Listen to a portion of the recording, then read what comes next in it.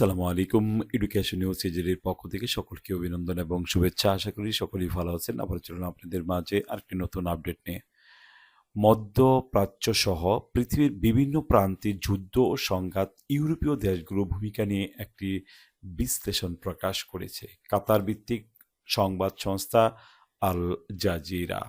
বিশ্লেষণে Al Jazeera প্রশ্ন রেখেছে, ইউরোপীয় ইউনিয়নের নেতারা কেন যুদ্ধের আগুন জ্বালাতে চায়।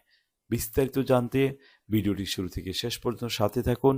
আর আপনি যদি আমার এই চ্যানেলে নতুন হয়ে থাকুন, ছোট্ট একটি অনুরোধ করব চ্যানেলটিকে সাবস্ক্রাইব করে রাখার জন্য। আর ইতিমধ্যেই যারা এই চ্যানেলটিকে সাবস্ক্রাইব করেছেন তাদেরকে অসংখ্য ধন্যবাদ।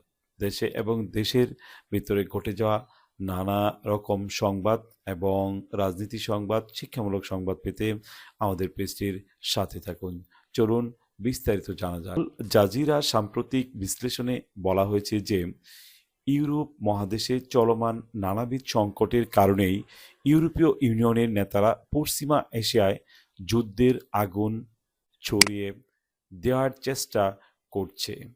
আল জাজিরা আরও বলছে, ইউরোপীয় ইউনিয়ন সংকটে রয়েছে এবং এই কারণে ইউনিয়নের নেতারা যুদ্ধের মাধ্যমে তাদের সংকট নিষ্পত্তি করতে চান।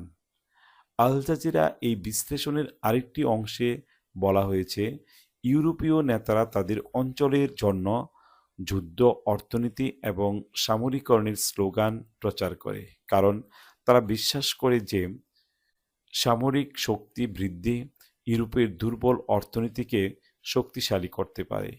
এই বিশ্লেষণে ইউরোপীয় ইউনিয়নের নেতাদের উগ্র নীতির সমালোচনা করে বলা হয়েছে, তাদের এই আচরণ ইউরোপের সংকট নিরসনের পথে বড় বাধা।